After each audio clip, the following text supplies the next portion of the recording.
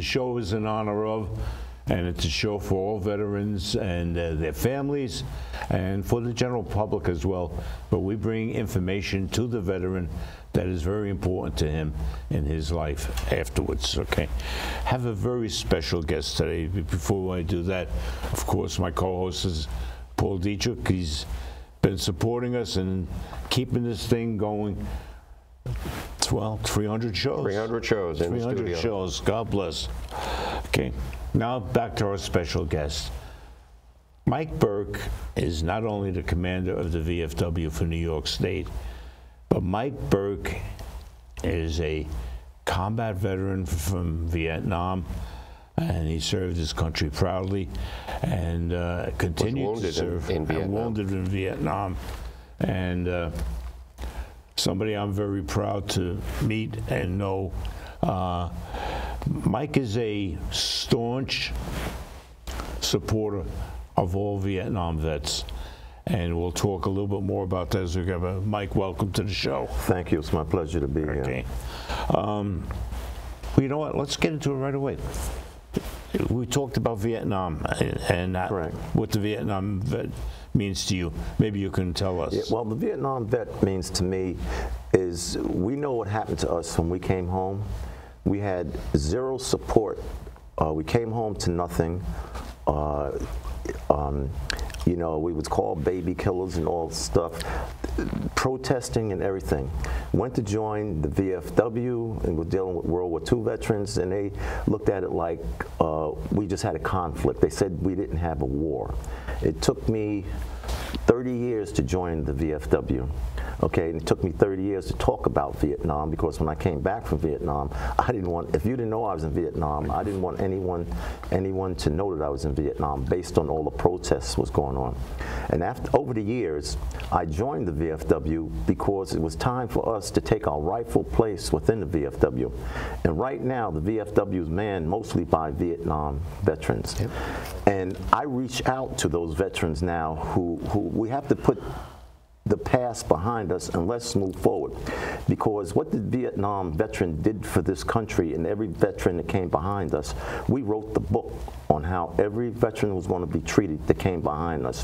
When we went to Iraq, I'm willing to bet you at every post, at every installation where they was saying going out to Iraq, deploying, Vietnam veterans was there to see them off, and Vietnam veterans were there to see them when they came home. You're so true. So we need to take our rightful place within the organization and come join.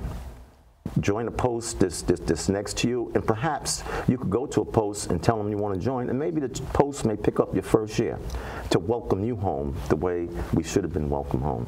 By the way, Commander, welcome home. Thank you. Yes, thank you. Likewise, welcome home, Commander. Thank you. For those veterans here on Staten Island, if the commander has reached out to you, I work with the county VFW here on Staten Island, and you can contact me at 718-698-5269. There are posts all over Staten Island. You can join a post in your local area or any post that you like. We would love to have you adding to our group of combat veterans. Absolutely, and I'd like to throw my membership number out there. It's 622-5408. I'll say that again, that's 622-5408. And this show, I will get credit for you joining. So when you go to join a post, if you give my number, again, 622-5408, so we know exactly how many Vietnam veterans we recruited from this show. Yes. To the Vietnam vet, there were bad days when you came home. We all suffered through those bad days. Mike was telling me a story how he came home. He was in a hospital in Japan, a hospital on Walter Reed. His sister passed, and he had to go to a funeral, and he did so in uniform, only to get spit on. But those days are gone. Those days are gone, and I think there's a different persona, image to the public, to the veteran. Okay. I've talked about this before, Ed, but I served in Iraq. When I left this country through Atlanta, because Atlanta was the main transshipment point to get us over to Iraq. We got guided through the airport by USO members and Vietnam veterans, and we were applauded. That's the legacy of the Vietnam veterans, and how the Vietnam veterans have changed the perception of veterans in this country. So if you're a Vietnam veteran, join one of these posts. The posts are driven by the membership. You being in a post, you decide what the VFW wants to be. So, and where they want to go and how they want to do it. That's how the organizations work. The times have changed. Yes. I'm going to tell you a real quick story that just happened to me last week.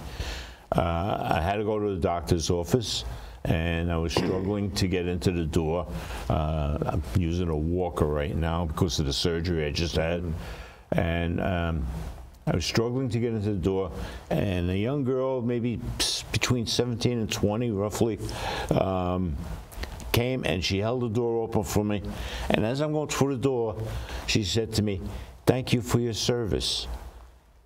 And I looked at her, and she looked at me, and she pointed to the bag I was carrying, which was an American Legion bag, and I had all of my paraphernalia that I needed for the doctor in that bag. Yep. And she said, "Thank you for your service." And I actually got choked up when she said, I said, here's somebody that could be maybe 17 years old, and she went out of her way to help me and thank me for my service at that. So it's changed. Put the bad time behind you. Join Mike. Get into the VFW, okay? Make your numbers count, okay? Because without the VFW, without the American Legion, and all the other organizations, but especially the VFW and the American Legion, our benefits will always be in jeopardy. Yes, absolutely. It's up to you to make it work for yourself. And talking about that, I can tell you that just last week, the commander and myself, along with a number of other, actually there were over 500 combat veterans in Washington, D.C., and we were talking to the legislators and the senators from this country. We were primarily there to talk to the legislators and senators from New York.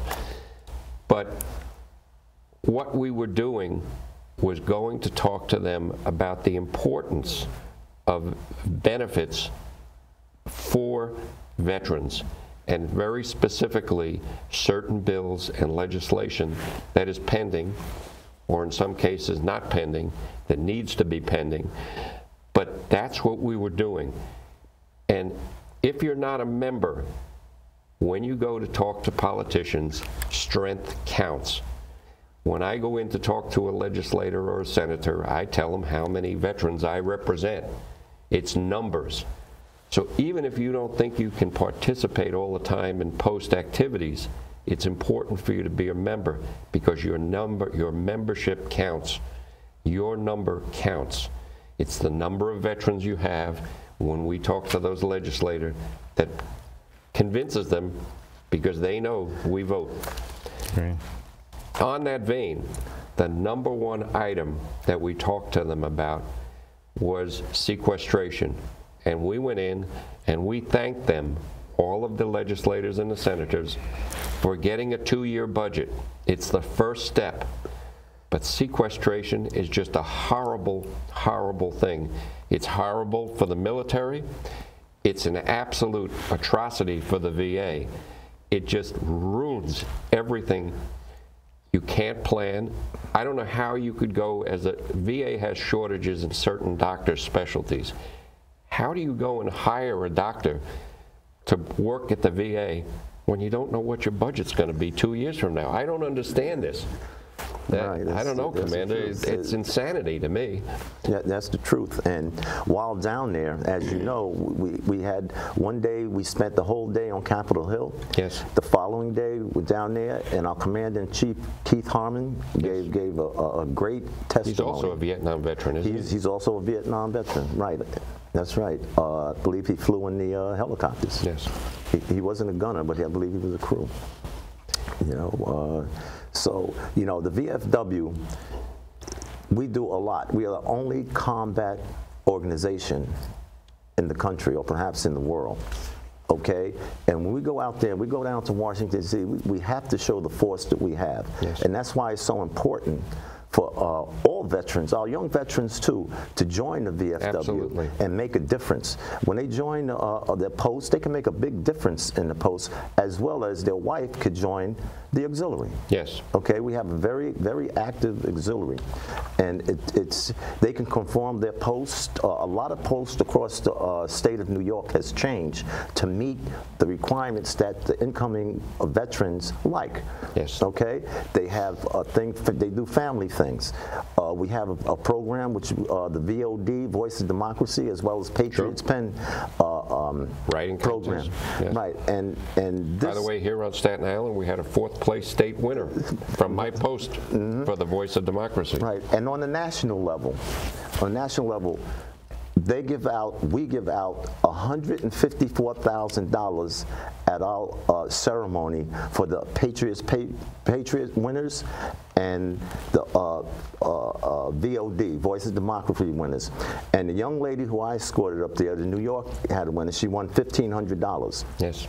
And she said that the money meant nothing to her. She said it was the experience that she got coming down here to Washington, because our national commander-in-chief, they put together such a program that took them all over the place, and they all loved it. And just the experience, she said the money couldn't buy the experience that she had. But getting back to the sequestration, when I talked to the legislators and the senators, I basically told them, as far as I was concerned, sequestration is an act of cowardice. You guys and gals can't get together and decide on what the budget is going to be. I'm sorry, that's your job. Get over it, figure out what needs to be done. Certain things, like the budget for the military, like the VA budget, these are not discretionary items. These are things you have to do. And if we don't do them, if we don't plan for them, we're going to end up in real serious issues. That's the truth. So that was our #1 priority. The #2 priority, and when I went in to talk to them about this, I'm sorry, but I have a case here on Staten Island that is almost like a showplace case for this. I have a Korean War veteran in my post. He went ashore at Incheon. He's had 5 strokes. Right now he's in a nursing home. He's in a nursing home because he can't get community care, health care at home. There's no one available to do that in his zip code, believe it or not. We're in New York City. There's no health care available for him in his zip code.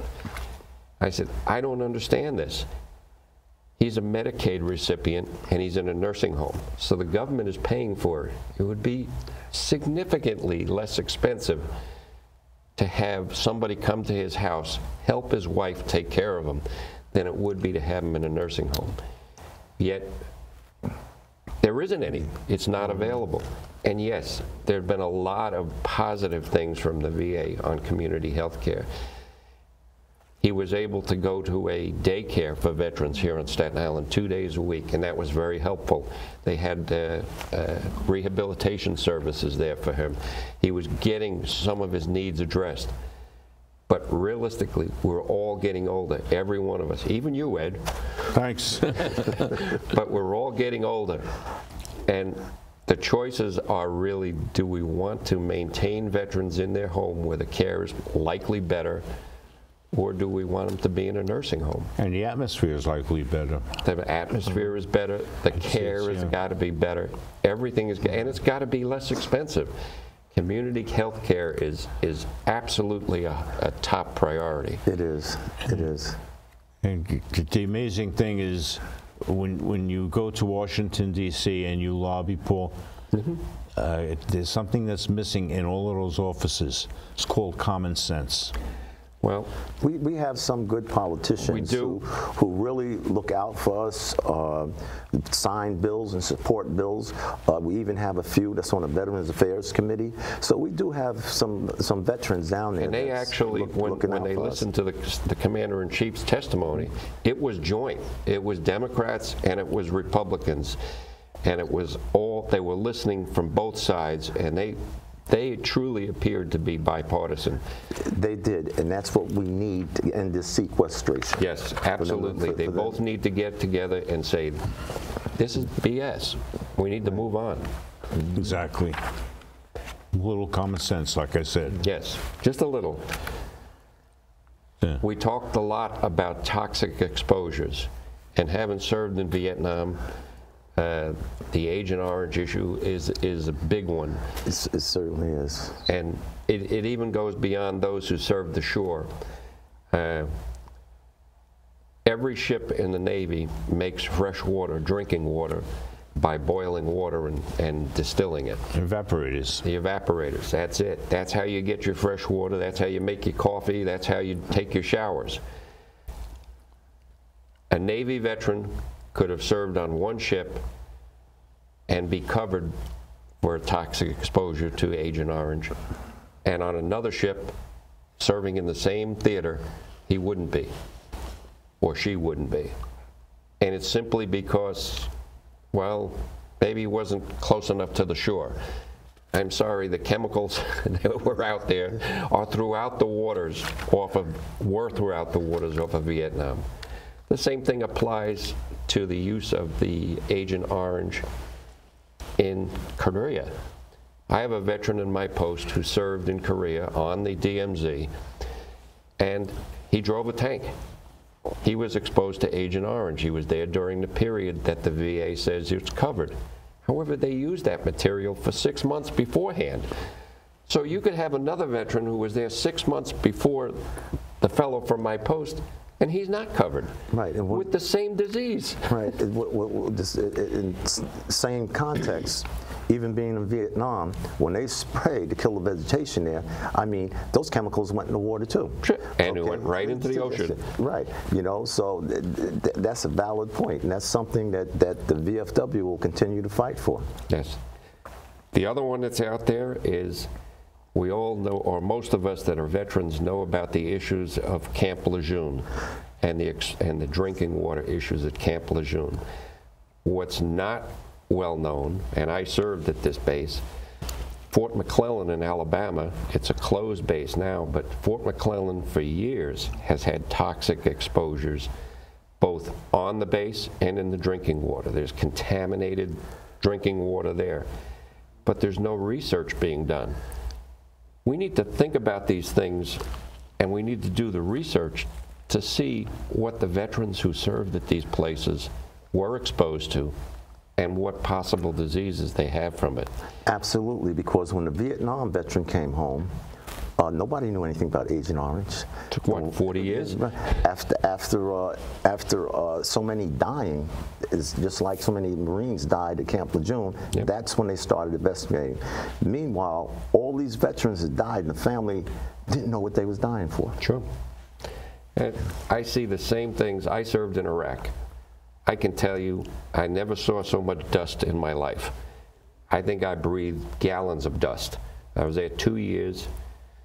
I have bronchitis that I never had before. They burn garbage. Everything in Iraq, all garbage is burned and then dumped in the desert. They dump a lot of stuff in the desert. There were burn pits. There were oil well fires. All of that stuff we breathed in. And not just myself, but every other veteran that served there. I worry about that long term. What were the results of that going to be on all of our veterans? We had a tremendous amount of female veterans in Iraq, much more than we've had in any other conflict. Women have different sensitivities to pollutants than men. That's reality. What are we doing with the exposures to women from these kind of conflicts? We have to think about these things and do research to see how is it going to affect these veterans going forward. And women are the largest group of veterans growing in the VA every day. There's more and more female veterans because there's more and more serving. Absolutely, and that's another thing that's on our plate, to make sure when these women veterans go to the hospital, they get the proper care that they're supposed to get, because their care is different from a man's care. Yes. The next item that we talked about here, and maybe you'd like to address it, is the continued suicide rate among our veterans. And 20 a day, we're down to 20 a day, which is a positive. But 20 a day is still 20 too many. Absolutely. We are reaching out to veterans, homeless veterans who Absolutely. In particular the Vietnam veteran who really didn't want to have anything to do with this government. Yep. Okay, and still doesn't. Right, and you could go to some posts, and posts are reaching out to these veterans to get them the help, that they need. Yes. You know, put them in the right direction. You know, you don't have to be physically disabled. You could be mentally disabled as well. Yes. You know, and that's something that this government, our government, has to look at more closely. Yes. I think the really sad part of that statistic of 20 is that 14 of the 20 veterans never went to the VA, never got treatment at the VA for anything. And we have to get over that, people. There are doctors there that can help you. They will recognize the signs and symptoms of PTSD, of traumatic brain injury. And again, 14 of these veterans, they're older. They're not the younger veterans, right, the ones that have had multiple tours to Iraq. Like me, I did 2 tours in Iraq. It's not the younger veterans killing themselves, it's the older ones who have never went to the VA, like from the Vietnam era, and they've suffered all these years with PTSD, and now this is the end result. We have to get over that. We have to get these veterans, all the veterans, into that system so they can recognize the problems and fix them. And another vehicle to that is educating the families. Yes, to let them absolutely. know, to let them know what the red flags that pop up, for them to spot something with it. And it's very difficult for a man to go to the doctor. If you have your wife, your spouse pushing you, you're going to go. Yep. Exactly. You know? Yeah. Okay. One point that should be made here is the media did a number on the VA in the past couple of years. Yep. I mean, the VA there were bad guys, ogres, incredibly incompetent. That's not necessarily the case, and especially here in the New York area. The VA, from what I've seen, have some of your best doctors and people who really care. And the VA is not totally incompetent. Now, what played out from Arizona doesn't necessarily mean New York. So if you're staying away from the VA and you're eligible for it, don't, because it'll help. I'll give an example from my own. I'm a mentor down here in the Veterans Court. I met with my veteran the first time, and when I sat down with him, I could tell you that he had PTSD, and I could tell you that he likely had a traumatic brain injury, and I later found out, yes, he did. The VA's system is similar to that in that they can recognize those issues right away, whereas a civilian doctor, even if you have the best coverage in the world, may not, because they don't have that experience in dealing with veterans and the problems of veterans. So if you are out there and haven't gone to the VA, go. They can help you. And even if you don't think you need help, you may need help. So, concurrent receipt, and this may be one of my favorites. I retired, I did 35 years in the service, a little less than 35 years. And I get a retirement check. Right now I have a hearing claim in with the VA, okay? I attribute the loss of part of my hearing that For about the whole first year I was in Iraq, we got mortared and rocketed almost every day where I was. Any time of the day or night, we got rocketed, we got mortared. You cannot keep hearing protection in 24 hours a day. You can't do your job. I also flew over most of Iraq in helicopters. And yes, I wore hearing protection then, but I can remember getting out of a helicopter after 6 or 7 hours, and my head was ringing, and I had headaches, and I mean, that's reality. So I lost part of my hearing.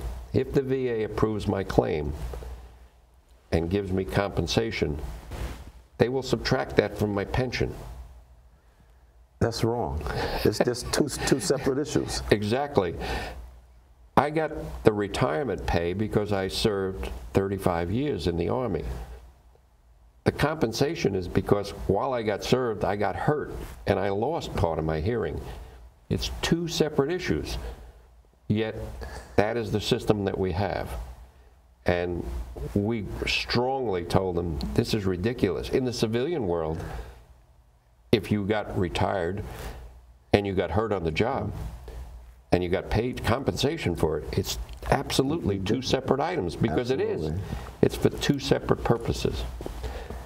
But those were the major issues that we talked down in the national headquarters in D.C. with our senators and our legislators. And were there anything else that you felt was important? I'd like to point out our VSOs, if you could, veteran service officers, what they do. They put in claims for the veteran.